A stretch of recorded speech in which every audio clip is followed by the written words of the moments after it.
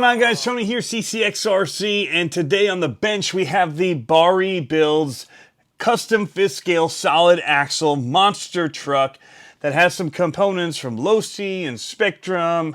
The axles up here, these beefy things, are made by Hesse Machine. And we've got Earnest Liptrap did the lower links and the lower cross members, as well as these beautiful sway bars that are in here and machined.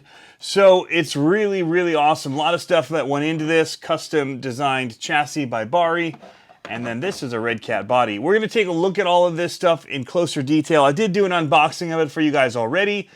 It didn't go so well. It was live, it was outside, I lost internet and connection issues, whatever. Had some issues as well with me not binding this properly. I didn't go through the calibration process. This is an AVC receiver with Spektrum, and we have to do that. So I'll show you guys how to do that. 8S Spektrum Smart Power running this thing to the 160 amp ESC Firma Smart technology in here. The only thing we couldn't get was the smart motor.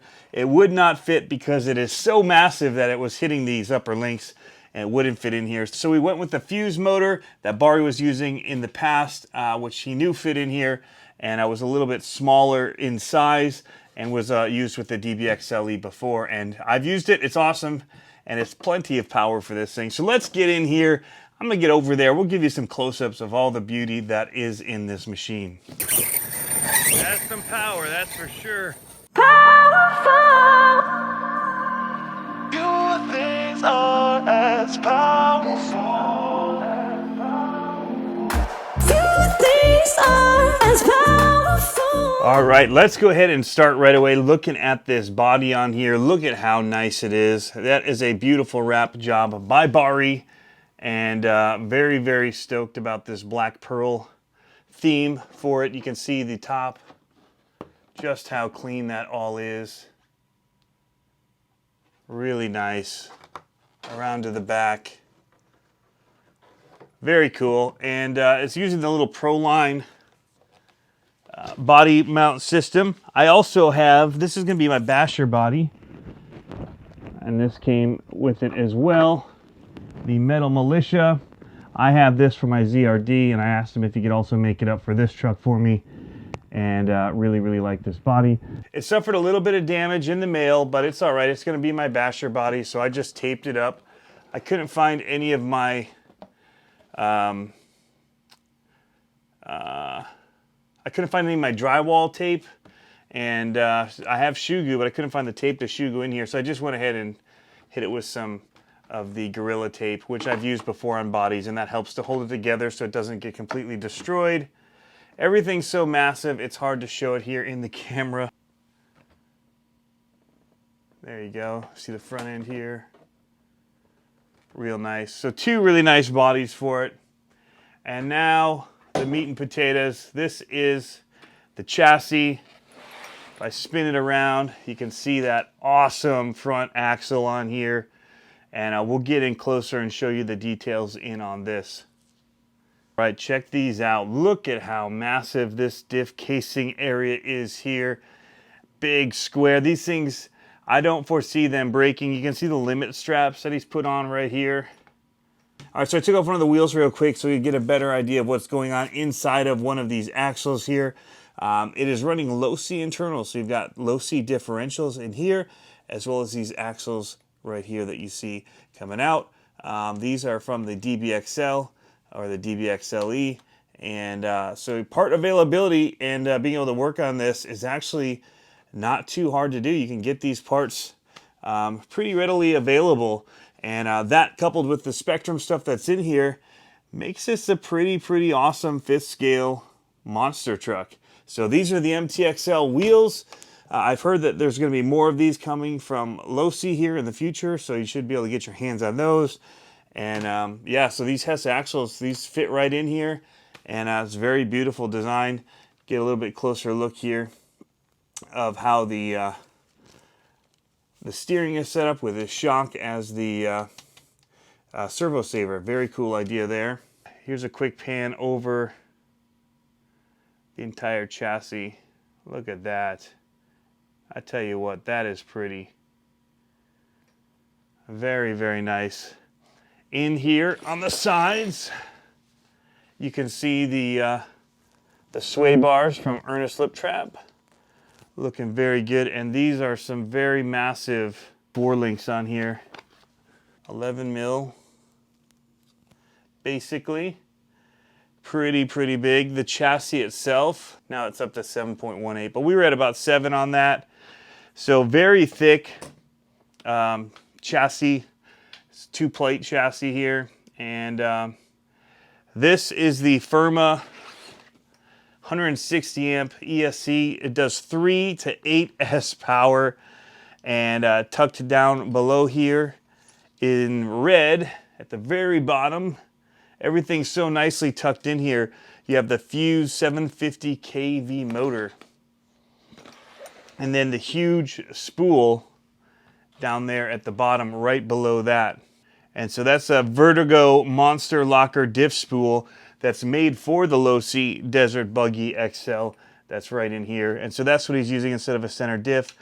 And it is using the center diff housing or the case that holds it in place in the DBXL, but he has had to modify it a little bit to fit this in here. But it's very clean. He's got adjustments right here for your motor plate to be able to set your gear mesh, which is pretty cool.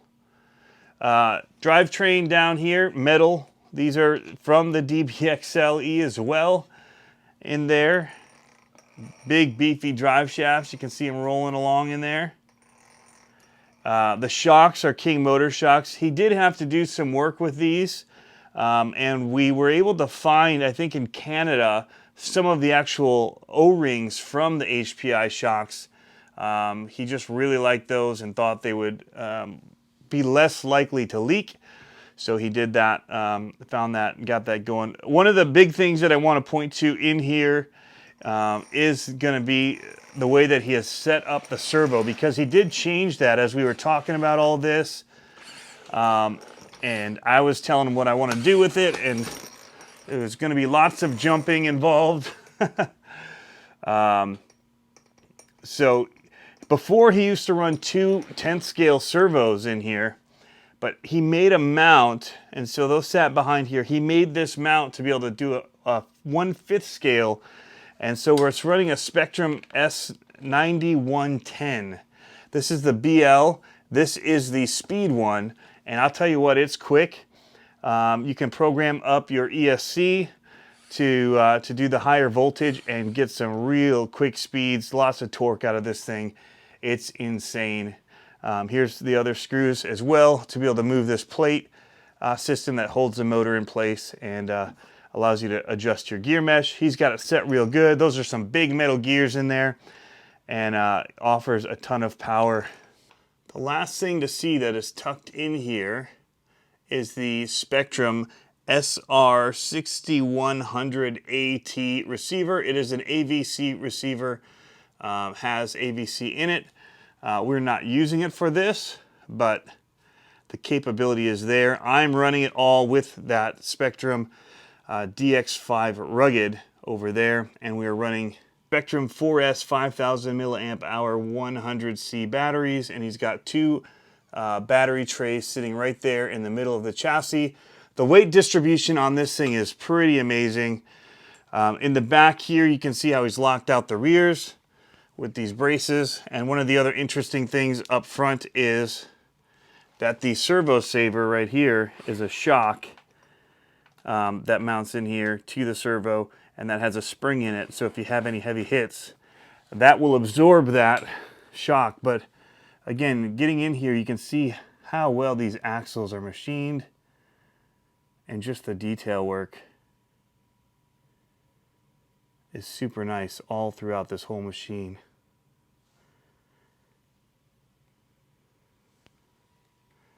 Get in here and you can see the big pinion gear. I don't know what the ratio is on this, but it is very torquey and it's pretty quick for its size, I'll say that. But these bead locks were pretty easy to put together on these Mtxls, and give you a quick look across the inside here.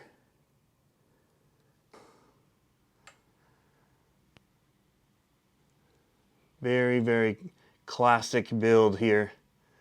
There you can see the spool.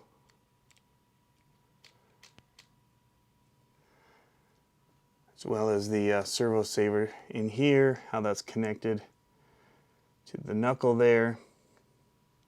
I hit this into a tree today and it took it. In fact, I think it damaged a tree and did nothing to the truck because everything is so solid.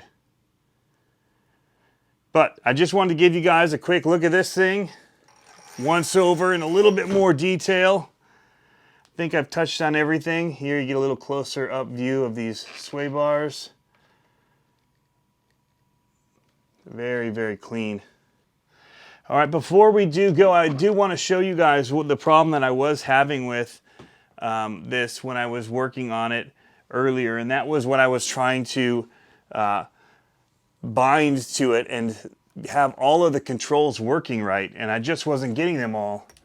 And so I'll quickly show you guys what you have to do. First thing is you want to make sure all of your controls here are zeroed out.